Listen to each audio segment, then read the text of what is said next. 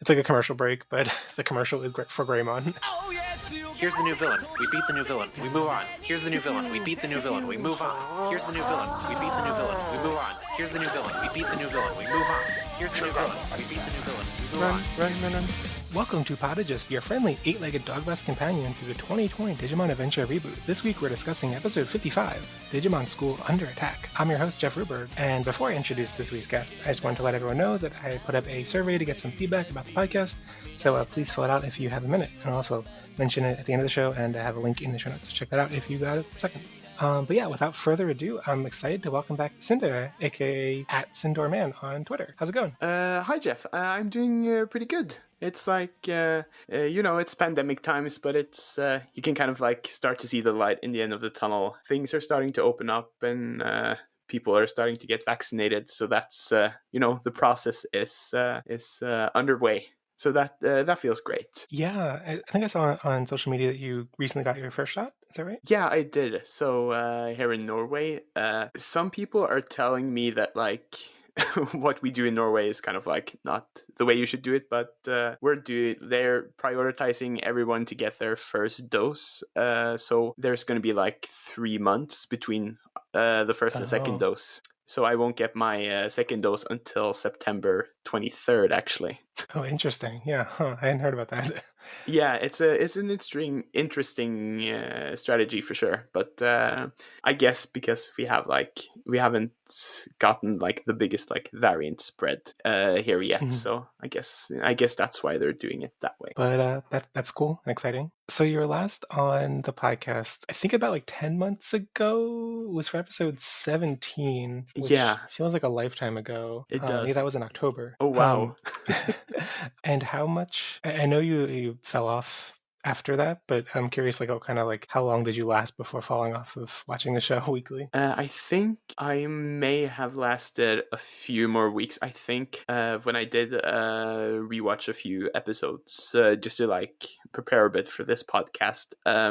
I think the last episode I saw was the Sagittarius mode for Wergurumon. Oh, yeah. Yeah, I think that was... So I think that might have been the last episode, second to last episode of the Devimon arc, or like one of the last ones. Yeah, it's interesting. You got like right up to like they were at Devimon's doorstep, and then like, Yeah, I was like, I'm like not really feeling this. I mean, that's totally fair. I feel like the Devimon, like, especially because at that point it was like, oh, all the other kids aren't there, and it's like, is this really? I don't know. I understand. Yeah, it felt a lot less climactic than like just the build up to Devimon in the original series, and the whole like Devimon battle arc felt a little like too long and dragged out, which I guess it's kind of like a critique you can say against the show itself.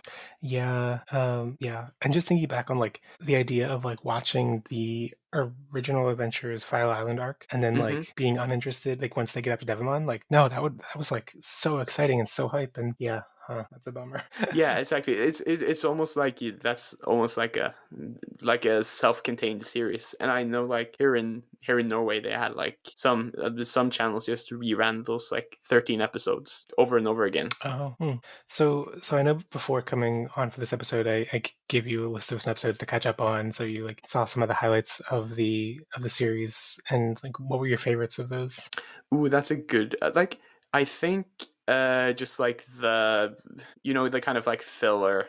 People would call them filler, but it's just like the ones with Mimi and Joe, who kind of just like featured them as characters and had a fun little plot of them meeting one or two new Digimon and just kind of like helping them solve a problem. So like I think maybe it's between the Clash, the King of Digimon, and the Joe and Podemon episode. I think those two might have been like my favorites because they were just like silly and fun. What did you think about the other Mimi, the Mimi Chan Wars episode? I thought it was really cute. I enjoy kind of like seeing Mimi interact with sort of like less stereotypically cute Digimon, and just kind of like see her be at the forefront for the labor movement in the digital world, I guess. Which also is like, it brings its own set of problems. But I thought it was a really fun episode. I feel like I had like a mental link between Mimi and Golemon in my mind watching the episode, and then I remembered I think Golemon was the big bad in just like an episode of Adventure 02 where she's like on a picnic with a bunch of snow Bodemon.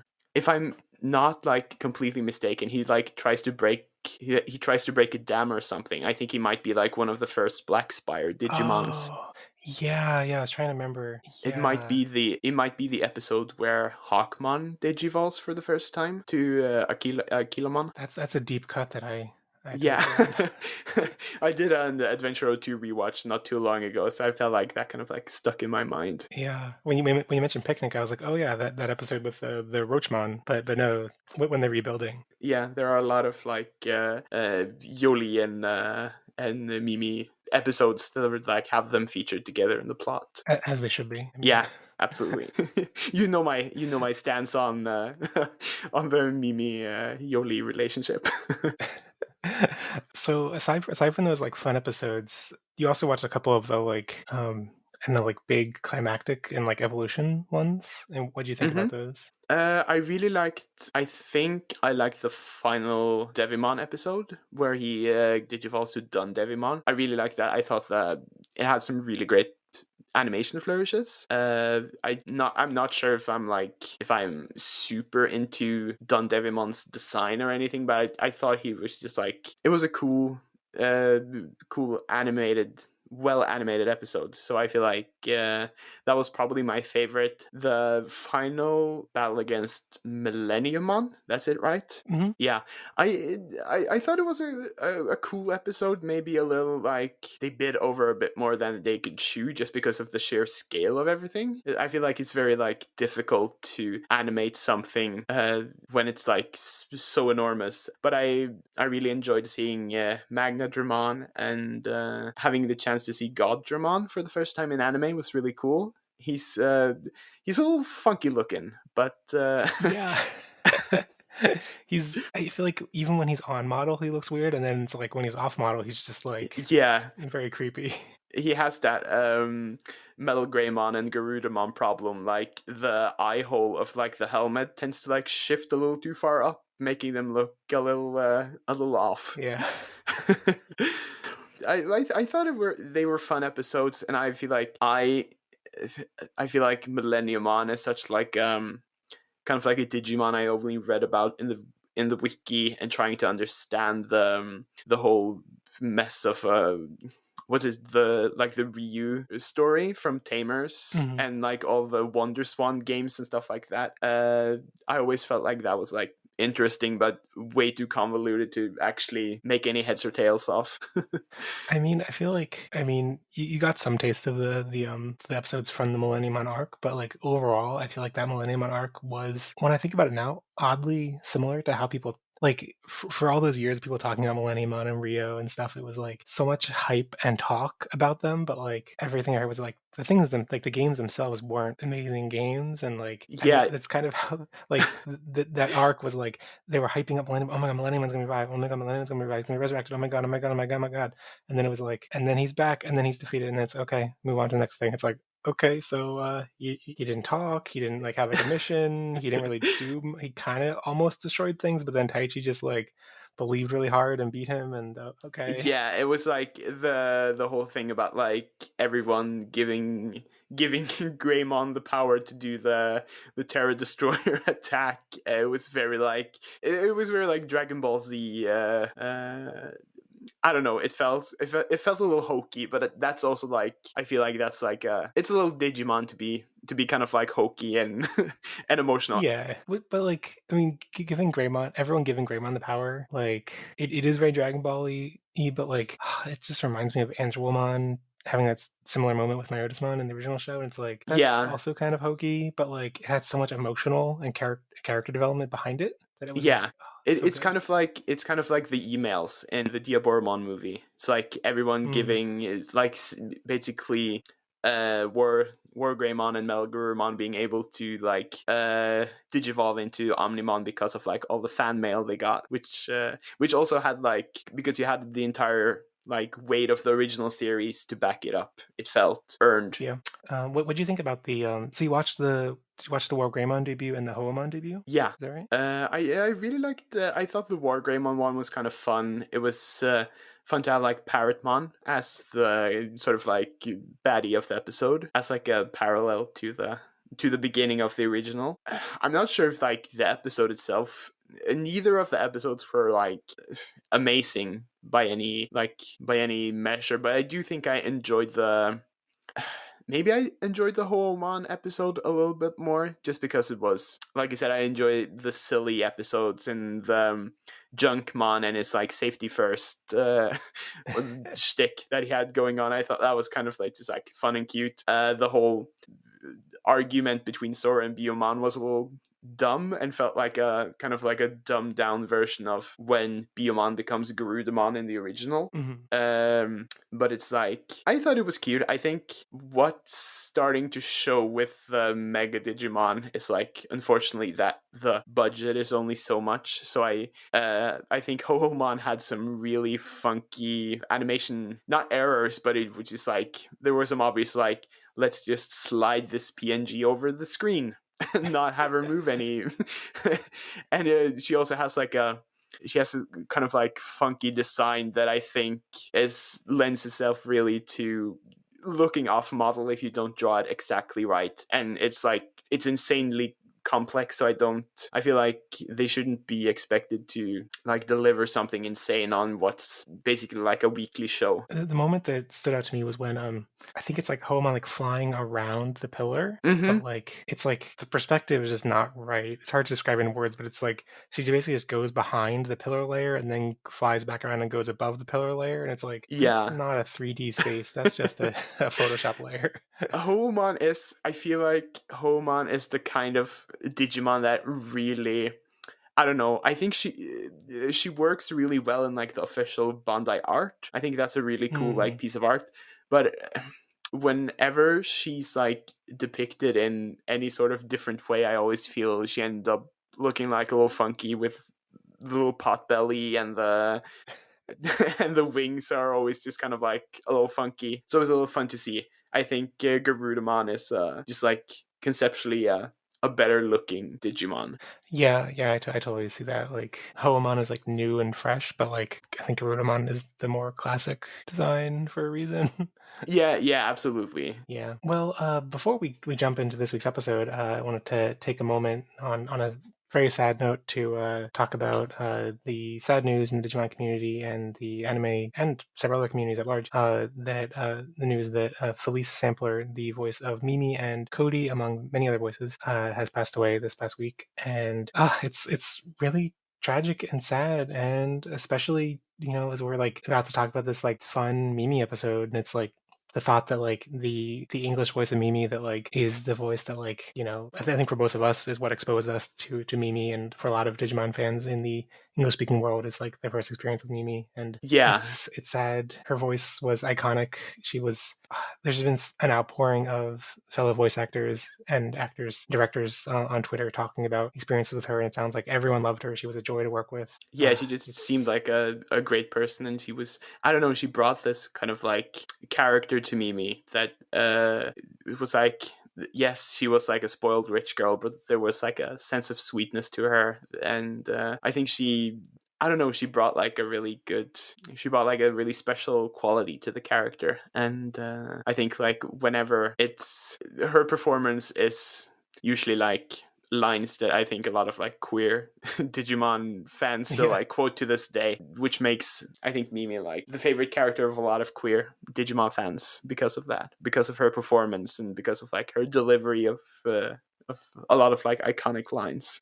Yeah, like I remember when I was younger, like thinking of Mimi as like, and even as much as like 5 or 6 years ago, like thinking that Mimi, the dub adaptation had like made her so much of a valley girl compared to the original version. And it's like, I think that's true, but like there's so much depth to performance, and like you're saying, like she's a gay icon, like she is. and like as I've become more open about being queer and stuff, like I've realized how much more I identify with her, and so yeah, Yeah, it's definitely tragic, and it really is. yeah, And I do like it's also sad that she didn't like get like a final performance in the last Kisuna. I don't think that was her. yeah, I'm not sure what, because I know she returned for Try, but I think Hmm. she and a bunch of other actors didn't return for Kizuna, and I don't know what was up with it. Yeah. I'm not quite sure. Like there could probably like be like voice actor union reasons, or there could be like a lot of different Yeah. reasons. But yeah, I think she was great in Try as well.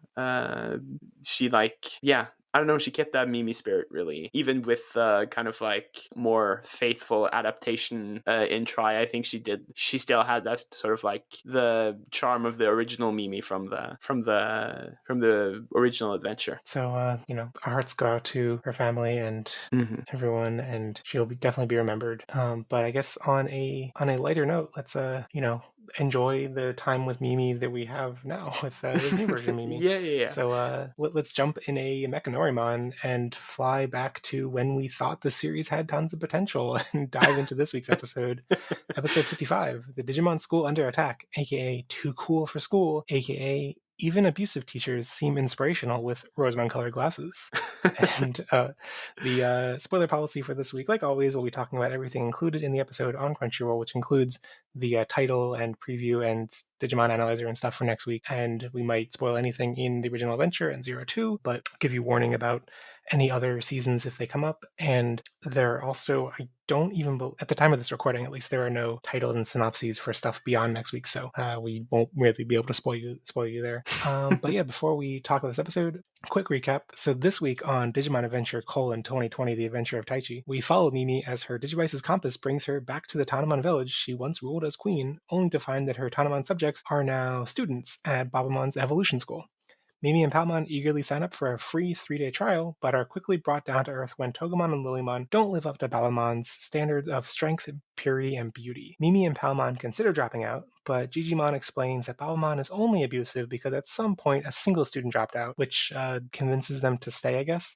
When Banchomonmon shows up to take revenge on the school, Mimi's honesty shines through and allows her to just kind of tell Lilymon it's time to unlock a new evolution, and Rosemon purifies Banchomonmon, Palmon gets her GED, and Mimi's Digivice shows off a new achievement unlocked animation.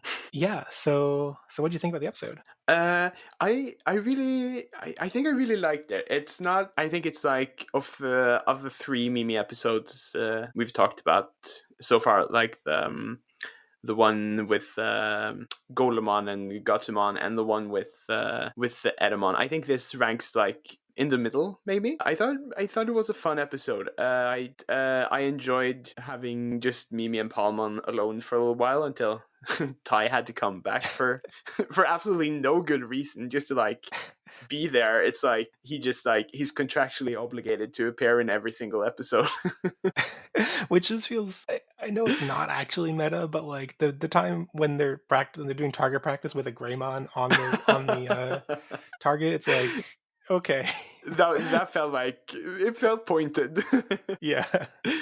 Yeah, I thought it was fun. I think Gigimon and Babamon are fun. I enjoyed like going back to the Tanemon village and seeing that some of them had evolved into Lalamon. That's it, right? I think so. I Yeah. realized I totally blanked on the name too. I was like, the things from Savers. I don't know. Yeah. But yeah, it was I think it was a fun little episode. The reason for Lilymon to evolve into Rosemon was strange. There wasn't like any. I'm not sure if there was like any display of the characteristics of purity or sincerity or anything, but she had a great animation, which I really enjoyed. So that's like that kind of made up for it, I think. Yeah, it's like, oh well, there's not really much motivation here, but flashy toy. That's good. It's nice. I like it, Yeah. especially with that animation. I know a lot of straight male Digimon fans that are very excited for Rosemon, Mm-hmm. and I think they gave them the fan service they wanted, and Mm-hmm. then we're like, okay, we're done with that. And then like when she actually appeared, like there was no like boob jiggling or like a really annoying stuff they've done with other Rosemon appearances. Yeah, I did think it was surprisingly like even the evolution sequence itself. It was like it was. I mean, it was obviously like meant to be sexy, but I do think it was like handled in not like an overly fan servicey way. I don't know if you've seen the Digimon Adventure game on PSP had like mega evolution sequences for all the 8 children. Oh yeah, I mean I know about it, but I don't think I've actually seen the sequence. In Rosemon's sequence, it's like very like here are the boobs. We're gonna linger on them for like a few seconds. But yeah, I really enjoyed her evolution sequence. I'm guessing it might have been like it felt like a very like magical girl transformation. It might have been like a more specific reference to something, but I couldn't like pinpoint it. Yeah, to me it read as like generic magical girl. But yeah, it was nice that it was tasteful. I'm looking at this Adventure PSP animation. It's like, yeah, they tried to make it fan servicey, but like these pixels. I mean, it's not 3D model is not very sexy. With the sort of like chunky PSP graphics, trying to make it. Like, it doesn't quite work. I think it looks okay when she is when like her actual model is like finished and she has like the coloration and everything, but like when she's doing the transformation, it's this like weird intermediary like metallic almost figure. It's like, yeah, because I don't know what they're doing. Because I think they're trying to do it in the same style that Metal Garurumon and War Greymon got, but they like even in 1999 CG would look better than like PSP graphics. Yeah. So I think overall, I don't know. I feel like this was the weakest of Mimi's focus episodes, which I mean, I don't think that's not saying a ton because I think Mimi's episodes have been some of the strongest of the entire series. So like, it's like it's bad for Mimi episode. But I think the thing I didn't love how I think the thing I really liked about the Mimi episodes I really liked, which was the two we were just talking about, is that like Mimi's eccentricity took center stage, and the things that I thought were a little bit lacking about the one from a while back when Lilymon appeared, like I feel like she barely got to show off her eccentricity in that episode. And this feels kind of similar, where it's like Mimi was like almost the straight man for Babamon's antics. Yeah, that is actually sort of interesting because he gets to be like sort of like in the Lilymon episode as well. She kind of gets to be like the girl who has like who helps rebuild Gardramon, and I guess that's actually kind of true. But like that Gardramon episode like looked so fantastic, like had really cool visuals and aesthetic and stuff. And oh yeah, for sure. So yeah, it's not like it wasn't bad, but it was like now that we got episodes after that where she got to shine, I was like, okay, that's what I was looking for. That's the Mimi I was looking for. And I think her like introduction episode with the first appearance of the Tanemon village was also really like a good like introduction to Mimi in the new show. Yeah, and like you were saying about like the evolution, like not really showing like her like attribute of like sincerity or purity. I went back over that sequence a couple different times, and like I think I see what they were going for now, but I feel like I had to really squint to understand it, and like I don't think they. So, like, I mean, what's also confusing is they kept in the official translation using purity, which a lot of Digimon fans know as the, like the common translation for the Japanese name of request. And so right, Balmon had these three attributes: strength, purity, and beauty. And the word that the translation was using for purity is like, it's kind of a weird translation for that word, because the word she's using is tadashiku. Tadashi means like correctness, like moral correctness, like law abidingness. So like that makes it, I feel like that. Yeah, it makes it a little bit more clear with like how the way she talked to Bansho Mamamon, and like how that would unlock her evolution. Yeah, because like Banchamon's kind of like the embodiment of being a delinquent. It's like very, not law abidingness or whatever, or moral correctness. But so those are like the three attributes that Balmon describes, like the principles of the school. And then I think the Mimi's crest attribute of purity or sincerity, when she shows that is when she Banchamon appears and Balmon's like fighting him off, but like not telling him off. And Mimi steps in and is like, why don't you just say it? Just say you're a delinquent and you dropped out or whatever. And I think Hmm. that moment, her being like, "Oh, you need to just say it, just go out and say Yeah, it." I think that's her, like, her purity, her sincerity. yeah, kind of like that's her strength. You just call it like it is. Yeah, yeah. But it was totally diluted because like she does that, she has that like moment, and then she does like a montage of like dodging his attacks and stuff, and like showing that she learned from the school, and Hmm. then she does the evolution. So it was like, oh, I kind of had to stretch to see that. Yeah, plot wise, it was a little thin. Yeah.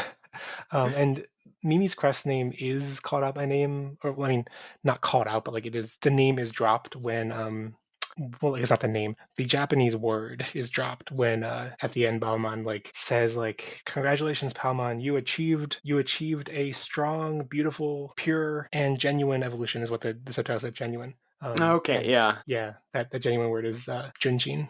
That is the name of her crest in Japanese. So yeah, I think it's kind of like there's these three principles of the school: strength, purity, and beauty. And the Hmm. way that Mimi showed strength, purity, and beauty was her crest. But So there's like there is an explanation, but you have to like actually do a pretty deep dive, especially if you're not a native Japanese speaker, and you have to like kind of think about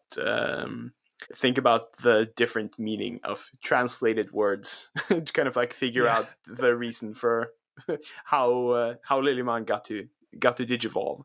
yeah, and I feel like this episode's not a like very. I don't think it's supposed to make you think a lot. I think it's supposed to be like fun and like Hmm. just go Yeah, along for the yeah, ride. So, yeah. yeah, and I guess I called it out in the recap, but I'm especially baffled by the conversation when Mimi's considering dropping out, like they're sneaking away to drop out of the school, and then Gigimon's just like, did you know that Babamon's only harsh because a student dropped out once? And it's like that doesn't justify the harshness, but Mimi's like, okay, I guess we'll stay. It's like trying to redeem Babamon's character by giving her a tragic backstory, but it's like, well, if she's like an educator and runs a school, she should be able to handle the fact that one of her students drops out without becoming like, it's trying to make Babamon into like Snape from Harry Potter or something. It's like, oh, he's only mean because he didn't get his girl. Oh no, yeah, yeah. Snape is one of those stories or one of these characters that like, oh, I had so much sympathy for as a kid, and then I look back on as an adult, I'm like, no, no, that doesn't justify it. No, he And it was also still was a written by a monster. transphobe, so yeah. But yeah, it's like I would.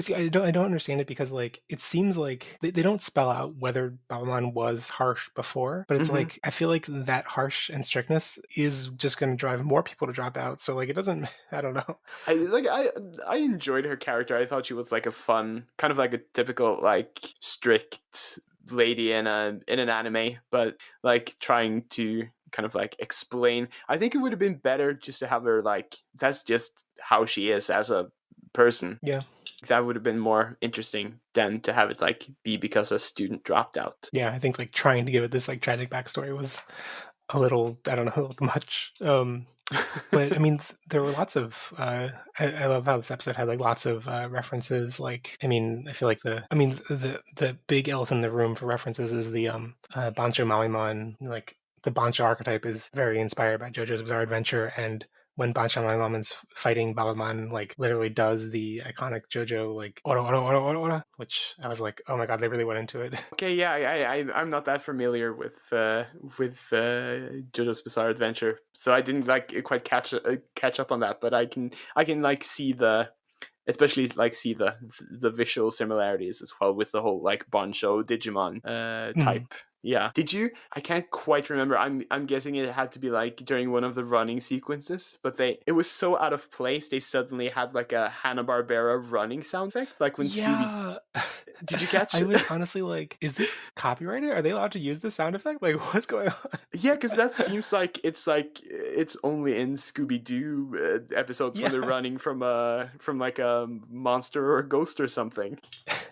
And it didn't last the entirety of the running sequence. Like it kind of like started midway through the run and then Yeah, it was so strange and so out of place. I was wondering if it like maybe they can only play it for a certain amount of time or something. Like Yeah, that might be. Yeah, it was just like it was very funny and it's like, oh wow, that's like it's like hearing the Wilhelm scream or something like that. It's like very a very distinct sound effect. Yeah, yeah. Yeah, I also think I don't want to.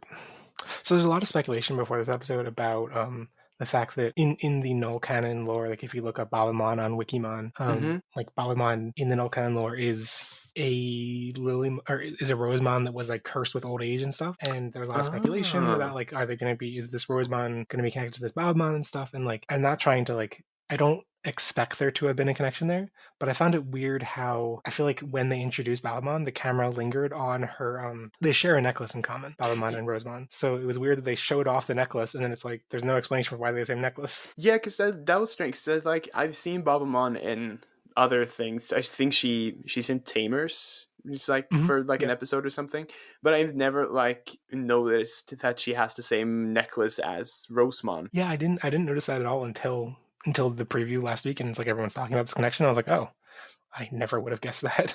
Yeah. Same. It's very. That's very. It's like it's weird that they didn't like expand on that, but I'm guessing that might have been like a maybe like an Easter egg or something for like fans who know of the lore behind Babamon, I guess. Yeah, yeah, I think it is like a kind of like a wink and a nod reference, but the other like wink and a nod that I find more egregious is I don't there was so much excitement for the possibility of Bancho Lilymon showing up as soon as there was a Mimi episode with a Bancho character, and Mm-hmm. they must have known they were playing with fire there. Like, why would I don't know, like I at least thought I didn't expect we would actually get a canonical Bancho Lilymon evolution, but I thought we would at least see like Mimi speculating like, oh, what if Lilymon was tainted by Bancho Mamamon's philosophy in Mm-hmm. like Yeah, little yeah, like yeah. dream sequence or something. Mm-hmm. Like but having them in the same episode without actually showing Bancho Lilymon just feels like a mean kind of teasing. Like you expected this? Nope, you're not gonna get it. It was like a strange yeah, it's like weird, especially when you know when you've kind of established in this series that the rules about digivolution that you know from the original show are kind of like up in the air. It doesn't have to be like only those. I think a lot of people like were kind of hoping to see Bancho Lelyman, or at least like a reference to her. Yeah. Did you? I'm not sure if this was just me. I was watching this episode with my roommate, and in like Babamon, is it no Gigimon's like flashback when you see Bancho Mamamon leave the school? Is it supposed to be like a fake out? You're supposed to think, because I felt like you were supposed to think it was Bancho Leomon, Oh, interesting. Because you just and said then the wide jacket. yeah, because you kind of just saw the hat and like an Uh, eye, and it was like you couldn't see him just being like a round ball. So I felt like it was kind of like okay, so it's kind of like a almost like a fake out with it being Bancho Mamamon, who's just like a baseball with a delinquent cap on it. yeah, he's a baseball that also attacks with a baseball. Like, Yeah, it's very. um, yeah, that makes sense. I hadn't thought of it that way, but that makes sense. Though, like, I guess it was kind of I didn't have that same experience because of the teaser, but it's Yeah, exactly. I would believe if they maybe they like planned that and then like kind of spoiled it for themselves by making it obvious in the teaser last week. Yeah, because me and my roommate, we both just looked at each other. Oh, okay, that's Bancho Leomon, right? And then it was like, oh no, it's Bancho Mamamon. Yeah, I guess I was so focused on the potential of Bancho Lilymon, I forgot that the entire concept of Bancho Maimon is absurd and silly. He is a baseball that has baseball bats. Like, Yeah, it's very. I was like, I enjoy just like the variety of Mamamon, different Mamamons that exist in the digital world. I think it's just like here's like a round ball, and he has like he has one of the most varieties of different Digimon, and all of the designs are kind of like they just start getting more and more out there in their concepts. yeah. Well, you shouldn't. There's an episode you shouldn't watch then where they the kids kind of like commit genocide against a bunch of Maimon. Oh Like they're no! falling from the sky and just like there are these like random Maimon that they run across and like they were just tending their own business and then they use all the Maimon and big Maimon as like cushions to like land the big giant turtle thing in water. And they Oh all just no! explode, and it's like, oh, they're all dead. What did you do? That's uh, terrible. but I guess these ones get more sympathy. They live throughout the episode, so Yeah, Oh, I think I've had a soft spot for Momamon ever since like the intro for the original Digimon World game where you have like the Metal oh, Momamon yeah. versus I can still hear that way Mona Marshall says like Metal Momamon in that intro. It's very distinct in my brain. I associate them with the World Tour arc, and are they in like Paris? Yeah, Where there's like, they invade Versailles. I think yeah, yeah. Momimon, Big Momimon, and Metal Momimon, and then TK's grandpa has to help them rescue the French Digidestined. Oh, that was absurd, but also great. So, Oh, it's my yeah, it's a weird arc. okay, this is a nitpick, but I. So okay, so Mimi got a free trial, free 3-day trial to the school, right? Hmm. How did the Tanimon, if they're not on the free trial, how do they pay? What do they like? That's a good Like, are they question. paying with their life? Like, I don't know. They're just like committing to like a lifetime contract or something. They just have to be there until they digivolve to mega level or something. Yeah, I guess I That's don't know. it's very. I didn't think about that. But there's some like dark underside to the school where what's she getting paid with? You know, Yeah, maybe exactly. leaves. I don't know. Maybe she's eating them. Uh, what do you think about the new ending song?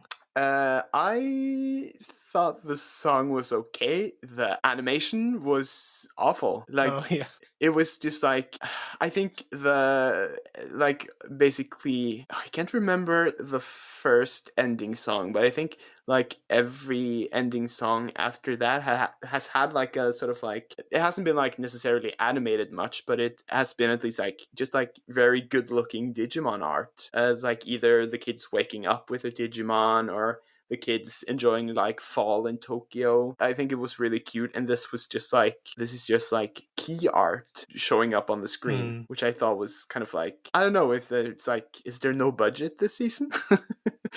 Yeah, that's It was strange. that makes sense. Like I was kind of, I guess I liked a bunch of the key arts. I was like, oh, it's like cool poses and stuff. But yeah, when you frame it like that, it totally, it's not cute. It's not fun. It's like it feels like it, I I don't know for sure. My guess, and this is kind of a stretch, but like since I think this is the most well-known music artist of the ending songs. Okay, Like yeah. the K-pop group did this. The song is a tease. I'm not sure how you pronounce that. Ateez. I don't know how big they are, but they're big enough that my friend who doesn't care about Digimon at all, but is a big K-pop fan, I like mentioned them, and they're like, "Oh yeah, I love them." And I was like, "Oh okay." So I think they're fairly well known, and maybe they were thinking that like this ending song, as a whole, like would be more accessible to a wider audience if it's like if it's like key art instead of if it's stuff that looks like key art as opposed to like like the cute montages we've had before. Mm-hmm. But Yeah. that's I guess it.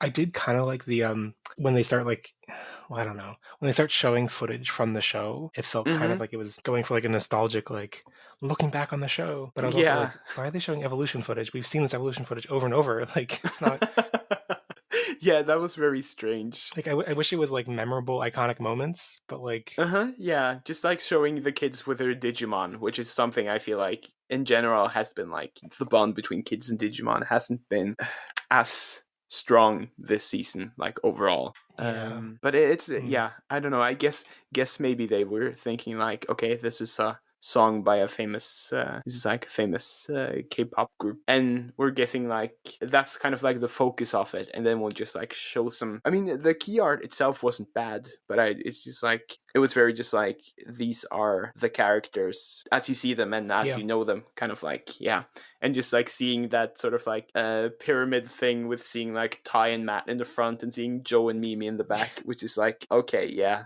great. It's good to know that you're just like putting your priorities out there. Yeah, I love your tweet about that. Like they just could not even remember who's in the back. Like I don't know. Yeah, it's just like, Mimi hey, and oh, okay, yeah, Joe. Minnie and Mo. Lovely. Yeah. Yeah, but I mean, like with a lot of the songs, I think most of the other ending songs, I've been like, oh, I don't really dig the song, and then after a couple episodes, I'm like, okay, I dig the song. So, Yeah, it takes just a like, little time to get like used to it. I think all the songs have been like from like okay plus to like good, and I think I have all of them like in my iTunes playlist. But it's like yeah, I thought it was okay. I do think like at least visually I like all the other ones a little better. Yeah, totally agree. Let's get into some 3 reviews. So first off, from at Hatched Petitemon, teach me Rosemon. That's I guess the pure version of step on me Rosemon. Like So from at Lucas Kukas, Bancho treated unfairly, which I think is it's fair. They didn't like really go into like why he dropped out. If yeah, and it was a little harsh the way they treated him. yeah, Like I mean, I think it's a reference you'll get, and maybe not many listeners, but it was very Shangela, you'll never be glamour, and oh, very. so it's like fun to watch, but not a good critique, or like not a useful critique. Like No, that's just, like it's not really something he can do anything about. you're not beautiful. You need to work on your beauty. That's the other thing about the 3 principles. Like I don't understand how what they were doing. I understand they were doing strength training. Always saw them doing with strength training and maybe some classes. But like, what? How did they work on their purity or beauty? Like, it would have been cool to see them doing like makeup or like I don't something like yeah, doing like a makeover. Some way they could be learning beauty. Yeah, that would have been interesting to see, and I think that would be like a fun Mimi and Palmon scene. Yeah. Joseph Snosif said, "Call Rosemon mother." I don't know that. I don't get what's going on with that one. I think it's like a RuPaul reference, like "Call Me Mother." Oh, okay, yeah. Hatched Kokomon said, "People are thorny." Yeah, everyone is too horny for the thorns. I don't know. It was interesting seeing like Ty's like almost like wolf whistle when Rosemon came. That was like, okay, so that's the only reason you had Ty come into the episode. Yeah, I kind of now that it's like a clear pattern that Tai shows up just to be there. I kind of want to go back and because we have had episodes without Tai Chi in them, but I think the pattern might be there has to be a male character, like a male Digidestined.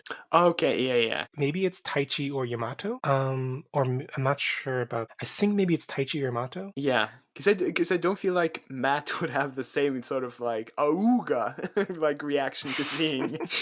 He would be a little more reserved, I think. Although he did have that that part that was like cut out of the dub in the original adventure when they're hitchhiking. Have you seen the original clip for that? Oh yeah, when with the guy who in the dub he saw his cousin. Oh no, even before that happens, like one of the people that drives by and like I think she offers him, and it's like a hot blonde woman. Oh yeah. And she like offers them the ride, and I think maybe like vaguely hits on Yamato, and then Yamato's like he like blushes and like rejects her or something. So like I don't know. Understandably cut from the dub, I would say. Yeah. Dak and Jaxer said, "My monster academia." That's okay. A lot of stretches, but I get it. Good reference. It's a little hairy, but it works. The NNN podcast says boot camp under attack. And Dot Yawning said, I can't sing it like Steven Universe. Giant plant woman. That doesn't work out the rest of the song, but I think it's a Steven Universe reference. Yeah, I think it would be. I was thinking about like I think I made a fan art a few like a year or so back with just taking this Steven Universe scene with Giant Woman and just replacing it with Kari and Angelwoman. So I think I kind of want to do that with Mimi and Rosemon too. I think that would be fun. So CRR McRae said no Bancho Lilymon, sad. I would agree. Yeah. Bored Individual said Big Mamimon doesn't learn. Yeah, I guess he's not important enough. He was just there to be ridden, I think. Yeah, I think Big Mamimon doesn't maybe not be capable of much learning. Andy Lucas OE says, "Yes, my queen." Yep. And TC Takata said they needed Panchamon. Yeah, like when they were showing off their evolutions, like Mimi and Palmon had one, beautiful, pure, and strong evolution they didn't show off. That is true, but it's like, is Palmon able to get Ponchomon on her own, or is it just because of like the musical interference from Volcamon and Edamon? Yeah, it's probably just because of that one-off thing. They haven't reappeared since then. Yeah. So yeah, it's probably one-off. So PDX Anime said "sweep the leg," which is a Karate Kid reference, right? Yeah, that's what I thought. But it's this episode. I don't know enough about Karate Kid. Oh, sweep because of the broom. Oh yeah. Okay. Yeah. Of course. Okay, that's funny.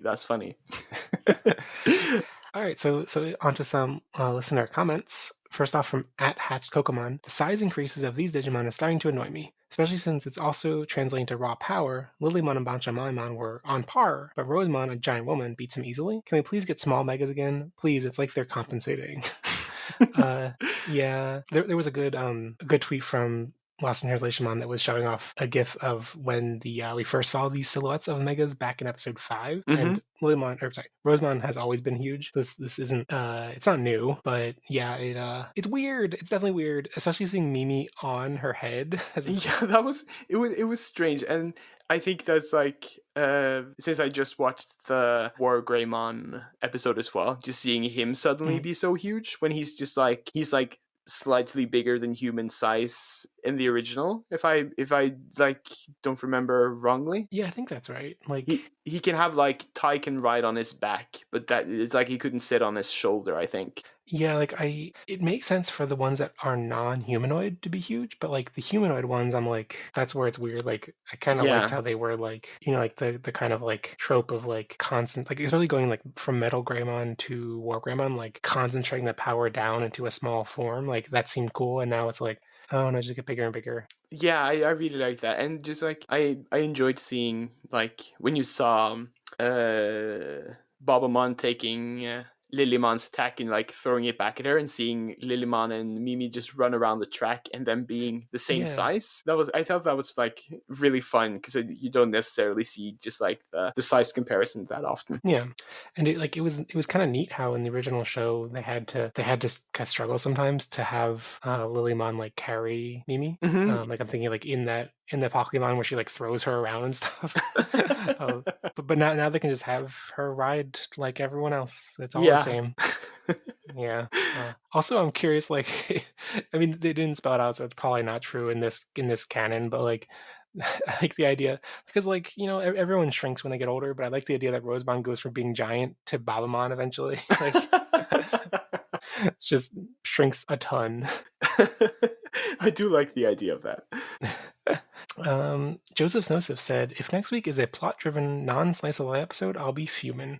Yeah, I guess the like maybe Sindre you haven't really experienced as much because you got like the highlights, but like it is weird going back from like slice of like chill fun episodes to like big plot thing, chill fun big plot. Like they've been all over the place. So yeah, I do think like when we were like jumping through episodes on like the previous episodes, there was, I think one of the episodes was where the plot about the space station crashing into Tokyo started, and then we jumped like 7 or 8 episodes ahead, and then it was like the episode description was like, the space station situation having been averted. It's like, okay, so it took them like 8 episodes for that to be. Yeah, that felt like kind of like the early thing of like, okay, now the power is out in Tokyo. Okay, now the boats are crashing out like in all the oceans. Okay, now the space station is like, it's just kind of like the same thing with different like a different wrapping. Yeah, and I kind of like that they eventually, I don't know if they abandoned that, but like I think in those early episodes felt they needed to like remind us of a big threat. Every episode would be like Koshiro calling in like, by the way, there's still no power and it's a problem.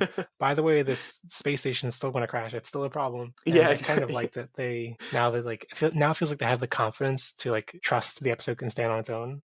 Yeah. You don't have to be like constantly reminded of what's going on. Yeah. Next comment from @CR McRae Gray, this has got to be the most unnecessary Taichi has been. He already has 2 megaforms and contributed nothing.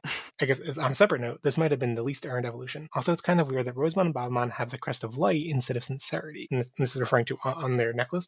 And I think I don't think it's literally the crest of light. I think it's a very similar design. It's like a sunburst kind of design. Oh yeah, because they Like it is vaguely similar. yeah, because I like I remember that design, but I can't like say yeah, it is like it looks like it, but it's not like exactly the same. I feel like Yeah, like I mean, I guess the difference is like fairly subtle though, and it's within the margin of error for like when designs are off model. So like it's possible it's intended to be, but I don't think in the lore it ever references that. And usually that's the kind of thing I think is referenced. I think the crest of light is like a little more solid, and the Rosemon and Bobamon thing is just like a little more like like a starburst, like you said, sort of. Yeah, yeah. Although I'm looking at a screenshot from Savers, and I don't know. At that point, like it's kind of like looking from the side, but it just looks like it's random shapes because Yeah, it's like not centered anymore. Like yeah, it's just like I'm uh, seeing it. I'm seeing a screenshot from Savers here as well. And it's just like okay, they're just like this kind of like small detail. Trying to keep track of this on a weekly anime budget is just like, how are we gonna do this? yeah.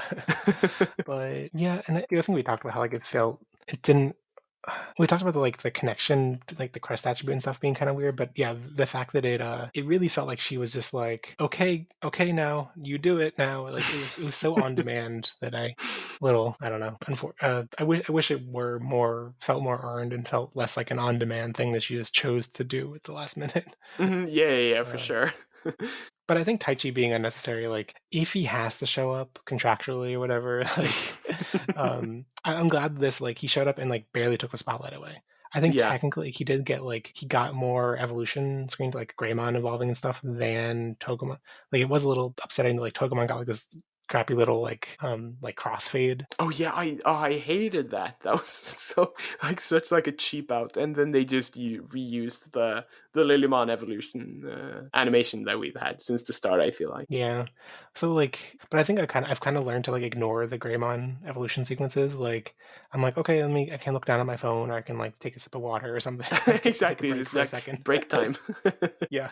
It's like a commercial break, but the commercial is for Greymon.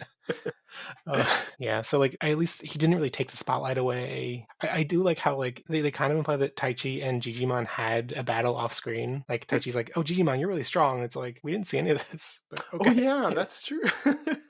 Yeah, it's like you said, it's almost like sort of like a meta commentary. It's like when Taichi's not on screen, all the other characters should be asking about him. So, next question from @HatchPetitmon. With everyone revisiting sites from the start of the series, any predictions on how Andromon is doing? Or maybe this will be Mimi's only retrospective episode since it ties to her mega. Also, the new ending song is the worst we've had all season, and that's disappointing. So I guess they're agreeing with you there. Yeah.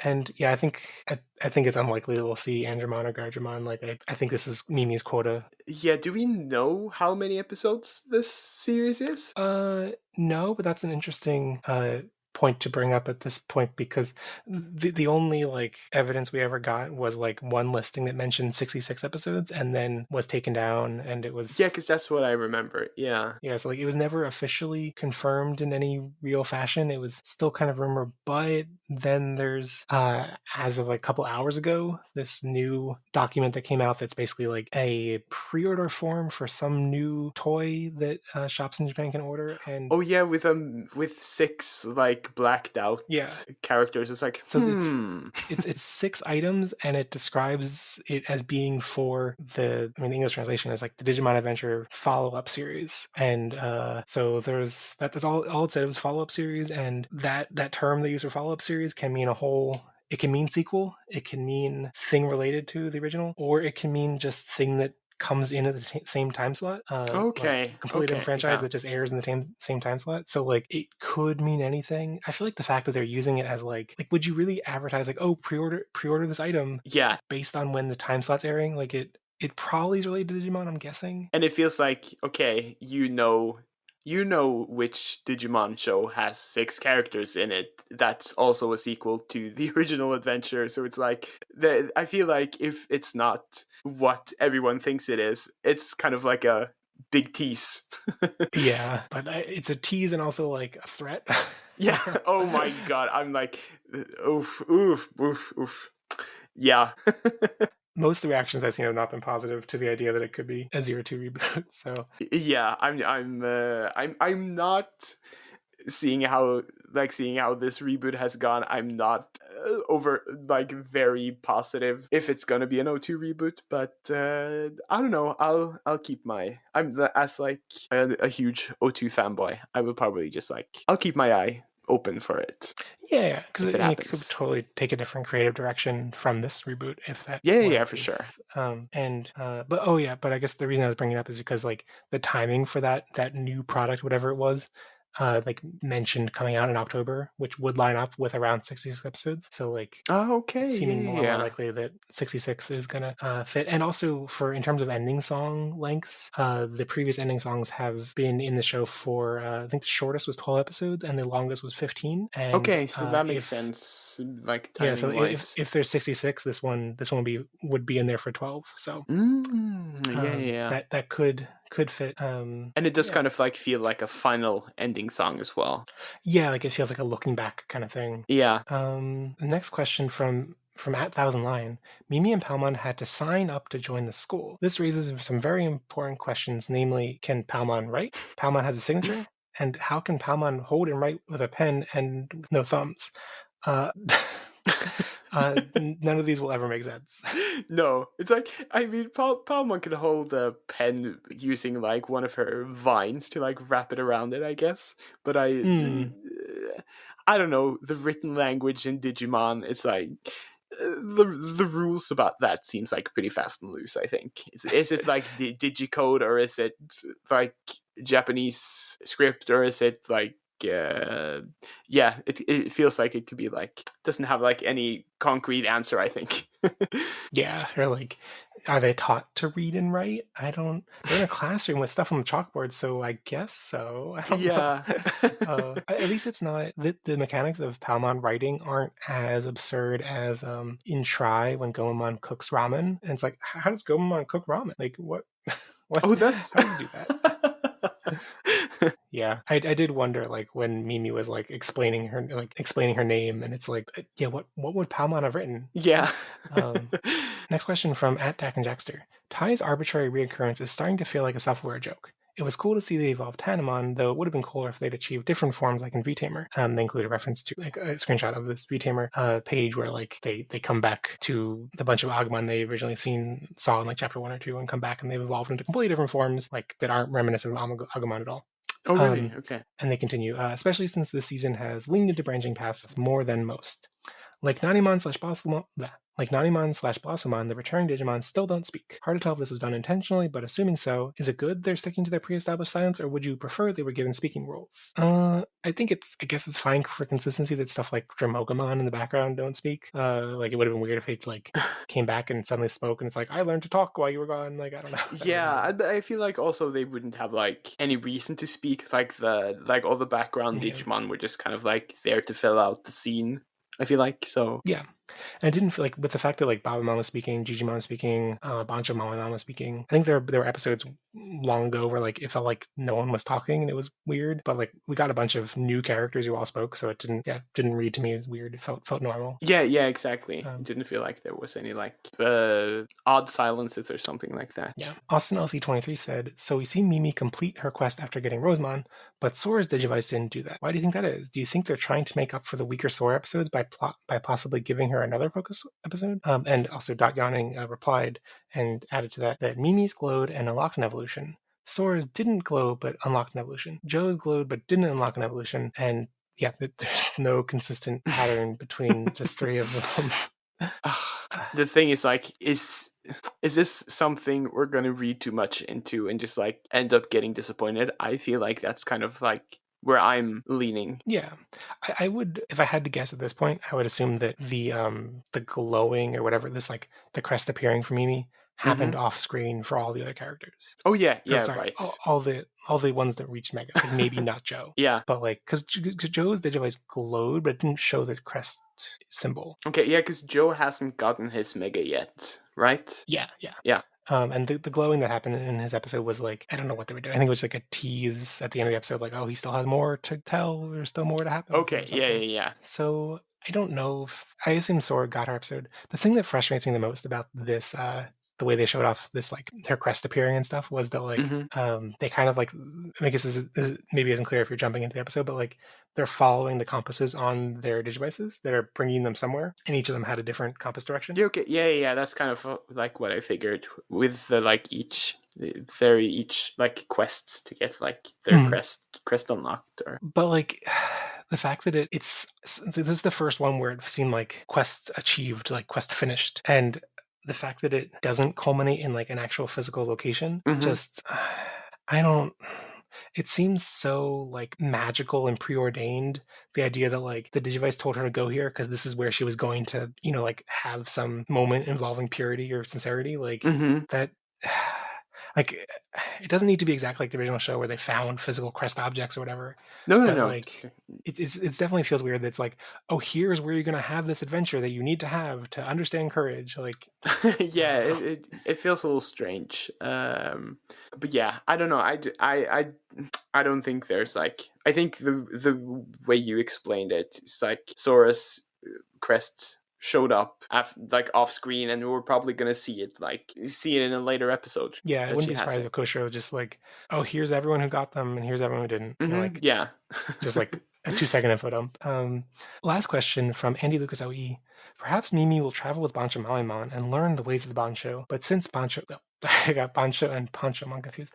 But since Panchomon has already appeared, I doubt we'll get Bancho Malimon now. Biyomon, Tentomon, and Goemon are still yet to get an alternate evolution. So do you have any ideas which evolutions you'd want for those three? Yeah, there's so many like big bug Digimon that I feel like could be good for Tentomon. I'm guessing, is Gran Kuwagamon a Mega? I believe Or is he Ultimate? So, oh wait, is that the one that? Oh no, that's the one he fought in the episode where he became Mega Capitarimon. Right. But Gran Kuwagamon has a higher form, right? Oh yeah, maybe he does. Evolves to Grandis Kuwagamon? What? I didn't know about this.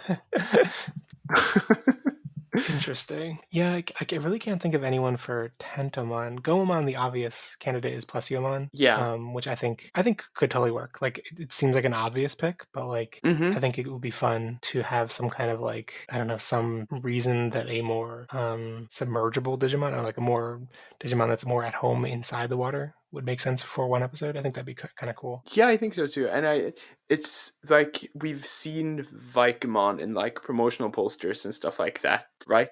Yeah, so I think that's pretty much confirmed. Because it's going to be interesting to see if they do an Adventure 02 reboot down the line, to see if they're going to give like Shakumon a new canon Mega, because his like Mega is supposed to be Vikemon as well.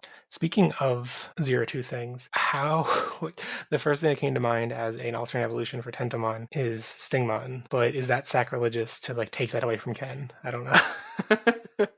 Ooh, that's interesting. I do think that depends if they want this to like stand on its own as its own thing. If they're not going to do an Adventure 02 reboot, I think it would be okay. But if they're doing 02 down the line, it would be a little strange to take Stingmon away from Ken. Yeah. Yeah, definitely. Like if both of them could do Stingmon, that'd be a little weird. But yeah, and especially it's not that long ago since we had Stingmon reappear in Last Kizuna. So yeah, I think it'd be cool to have some kind of like Stingmon, like Professor Stingmon or something. Like Stingmon with glasses, like showing Koshiro's intellectual side. Stingmon with like a motorboard on his head or something. Yeah, I think it'd be fun. I can't really think of anyone for Biyomon. It's like big.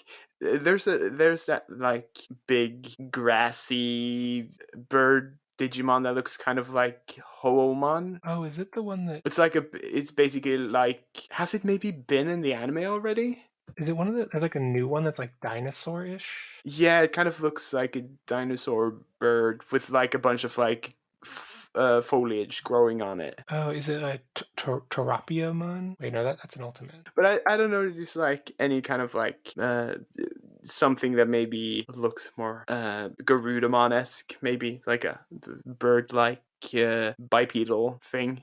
I'm not sure. I Yeah. can't like think of anyone that comes to mind. I was kind of wondering if, it looks like this occasionally happens. If we're also speaking of things that would make more sense in Zero Two, but if we're not going to have Zero Two, a Valkyremon would be cool. But Which one is that? a Valkyremon, I think it's supposed to be like the evolved form of Sylphimon. Oh, Valkyremon. Yeah. Of course, of course. That would be really cool. But also, yeah, it's like it would make sense if if they weren't gonna do O2. Yeah. Apparently, one of Grudamon's evolutions is the holy bird that was in like the beginning of the show in that info dump, the like Valdermon. Oh yeah, that one. Yeah, I was thinking about that one, but that's like since it's kind of like since it's in that like holy Digimon explanation episode, I felt like it was kind of out of bounds. But yeah, in terms of like cool bird designs, the list isn't very long, I don't think. yeah, I really don't think like I can't really think of anyone like at the top of my head. But I guess that's kind of the goal will be to surprise, So I think Yeah, that's for what I would sure. want most if they did it like something that came out of nowhere. That'd be fun. Yeah, for sure. And it does seem like at this point we've gotten one for each of the characters. Like if they're gonna close it out, like it would make sense to close it out with one for these three as well. Yeah, because So, Kari got which there was they got Magnagramon and Gaudramon. yeah, and she's probably getting a Funimon because it's in the ending credits, of course. Yeah. Although I guess Takeru's an exception because he got two, because he got Pegasmon and Gaudramon. But yeah, it'll be interesting to see if they're gonna give it like Well, looping back to this episode, how would you rate the episode out of 5 stars? I do think I want to give it. I think I'll give it a 4. Yeah, I had a good time with it, so I think I want to give it a 4-star rating. Yeah, I think I'll agree with you there. Like 4 star, like it's not perfect. It's still pretty good. And like it's like on the lower end of Mimi episodes, that still makes it pretty high for other. Yeah, for sure. Show. And like it still had, even if that fun, even a lot of the funness wasn't from Mimi herself, it was still fun overall. Yeah, she had some like goofy moments trying to do like Digimon stuff. I guess that's kind of like that being Mimimon. Yeah, it's true. Like forcing her to try to be a Digimon was great. So I think for my MVP, I don't know. Do you have an answer for MVP? I can't think of anything at the top of my head. My MVP. I guess I'm feeling like it has to go to Mimi. Like everyone, like it seems like the most obvious answer, but like I don't like Babamon. I don't like her harassing everyone. Banjamonamon, like maybe I'm tempted to pick Banjamonamon, but like I don't know. Yeah, no, I think it has to go to either. I did enjoy seeing Lilymon do some stuff this episode, but I do think it has to go to Mimi. Yeah, for sure. It is a tough decision picking between Mimi and Mimimon, though. Yeah. They're neck and neck. So, but I was kind of surprised the polls that I've been putting up on Twitter. This is one of the highest rated episode. Well, I guess I shouldn't be surprised. It's not that the average rating was so much higher, because it was only a little bit higher than last week's episode, but the percentage of 5-star votes was very high. Oh, okay, like one of the highest outside of what episode was it? Oh, second to like the Punchmon episode. So yeah. Okay. Oh, that's good. So like what's the highest rated episode so far? In terms, I think it's the Punchmon episode, but it's kind of like definitely everyone's averages towards the beginning of the show are much higher, and they've just been falling over time. So yeah, I think like some of the episode where they first meet Yamato may have been up there, but I think that's the kind of one that looking back people would be like, did that really stand out that much? I don't know. Really, yeah, it was kind of like everyone had such high hopes, and it kind of just like, it didn't go so well as time went on. We made a lot of assumptions, and then only realized they were assumptions in retrospect. We were all just looking for something to cling on to in the start of the pandemic. We needed Digimon. Well, next episode is episode 55, The Gold Wolf of the Crescent Moon. There's a misty forest where screams echo, and the hero with legendary blade now returns. Seems like where Garurumon is going to pick up a sword and become They didn't say the name Garurumon. Like, yeah. I mean, they're in the analyzer and they've been teased for a while now. There's Yeah, finally going to be the pair to Blitz Greymon. I don't know. I think it's kind of cool. yeah. I just recently bought the Crescabirumon deck for the Digimon TCG, Oh yeah. so I feel like I was hoping for him to eventually appear on the show. I guess it's been kind of obvious for a while now if that if that is that one of the new starter decks. Yeah, I think it came out at the same time with like the Blitz Greymon and TK's deck, I think. Yeah, yeah. So yeah, the writing's been on the wall for a while. It's probably not gonna be surprised, but I think it's something about this, like, Arthurian pulling a sword out of stone, whatever. It just doesn't. It feels like a new concept Digimon for me, so I'm intrigued. I think from now, I think I'm gonna like keep watching until the end now for the show. Oh, okay, that's exciting. Hopefully, it doesn't betray you. I'm like I'm interested to see where this goes. All right. So before we close out the show, do you want to recommend any other piece of media? Well, currently I'm doing like everyone else and watching, the Marvel shows on Disney Plus and everything. But I'm really enjoying the Star Wars show currently running called the Bad Batch. Mm. I think it's a really fun follow up to the Clone Wars. It has some fun characters. It shows up like a period of the Star Wars timeline that hasn't been like explored a lot in the media. And I'm also very much into the current season of All Star, Drag Race All Stars, which is a very good season. And if you've maybe seen Drag Race and fallen out of it a bit, I think this is a very good season to get back into because it's featuring a lot of like not obvious picks for All Stars, and I think I think that's really for the show's benefit because everyone has something to prove, and they're all really doing a really great job. I think, and it's just like a bunch of great personalities,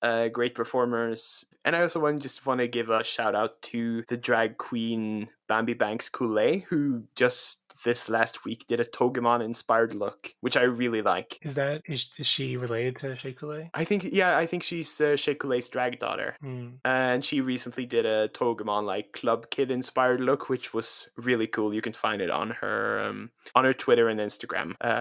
Oh yeah, wow, awesome. I'll second that All Star 6 recommendation. It's been really fun, and there's been a lot of Drag Race fatigue with like 10 different spin-offs per year, and it's and Drag Race Down Under was I don't know, I Oof. feel like it just fizzled out and was like Oh yeah, that's yeah, just a lot of problematic personalities. yeah. Yeah, that's a whole bigger discussion. But okay, on that note, I think what I'm going to recommend is a companion podcast to listen to alongside Drag Race that I've been really enjoying for a while called All Right Mary. And I think if I especially found it useful as someone who oh God, what year is it? It's 2021. Who only started watching Drag Race about 2 years ago, 2.5 years ago. Like having this podcast to listen to alongside, like they make a lot of references I didn't get, but like they also have like really in-depth discussion that was, I thought, very informative and like added a lot of. There are a lot of Drag Race podcasts and video shows and things discussing every episode out there that you can find. But I really enjoy this podcast. They're always like the first one I want to go listen to because they, I think, have the most like in-depth discussion that's not just about like fun reactions, because those are good too. But yeah, for my personal sensibilities, I really like All Right Mary. Also, secondary shout out to the official Drag Race podcast, which I thought it used to be very not the best, but recently they shifted to new set of co-hosts, and now they have Priyanka from Drag Race Canada on, and she's great. I love her. She's absolutely amazing, and I think she's a great like podcaster. And I've heard her as a guest on a lot of different podcasts, and she's so much fun. Yeah, she's such a good host. Like I guess before she did drag, she worked in children's television, so like hosting comes really natural to her. I guess for every drag queen, that's what they do. They host. So yeah, but she has like she has a talent for it for sure. Yeah, this was a fitting episode to have a bunch of Drag Race recommendations for. So absolutely, I mean, Rosemon is one of the most dragged Digimon. So for sure. Well, all right. I think that brings us to the end of the show. This episode of Pottages was brought to you by Bancho Mamimon's Legal Defense Fund, because Babamon is definitely an abusive teacher and should 1,000% get sued. If you've been personally beaten by the broom of an old woman who claims to be a Digimon, call 1-800-BABA-IS-DUE to join the class action lawsuit. Last week's Digiprompt was, in honor of Rebellymon, what friend or enemy from an earlier Adventure 2020 would you want to reappear, and with what kind of thinly veiled new evolution? And a runner-up fair pick was from C.R. McRae, who said, Podemon, but as a bacon and cheese Podemon, and mega of supreme flavor. But my favorite response was from Dak and Jackster, who said, Hognidmon, who is a new enemy that looks suspiciously like Nidhoggmon, wearing a false mustache. His main attack is casually slipping the fact that he's a mega level Digimon into general conversation. This is giving me very Mr. Snrub from The Simpsons vibes. Yep. Well, this week's Digiprompt is, in protest of Babamon's abusive school, if every Digimon ran their own school in the digital world, whose school would you attend and why? And you can send any feedback to podages@gmail.com, to @podages on Twitter, or in the episode comments on podages.com. And like I mentioned at the top of the show, please check out the listener survey that I put out this past week.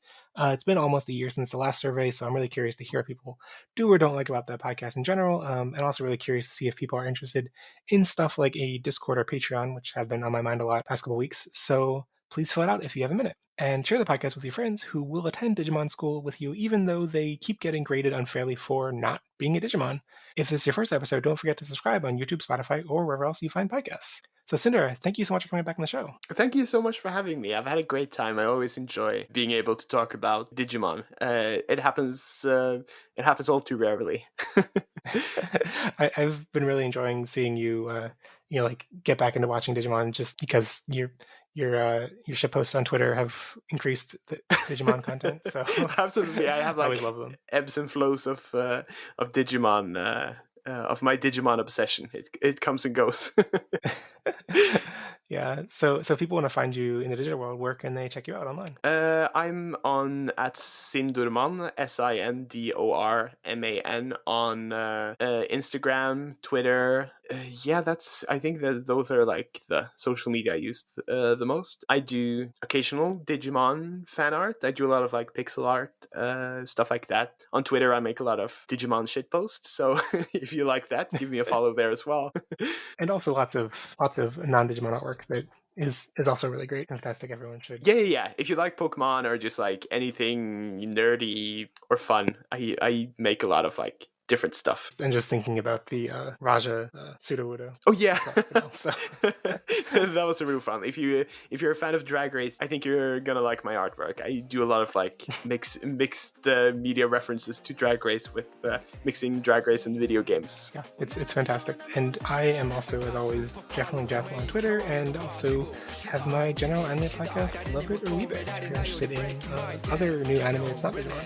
But thank you everyone for listening, and I'll be back next week to talk about episode 56, The Gold Wolf of the Crescent Moon. Bye! Bye! And remember, never stop digivolving.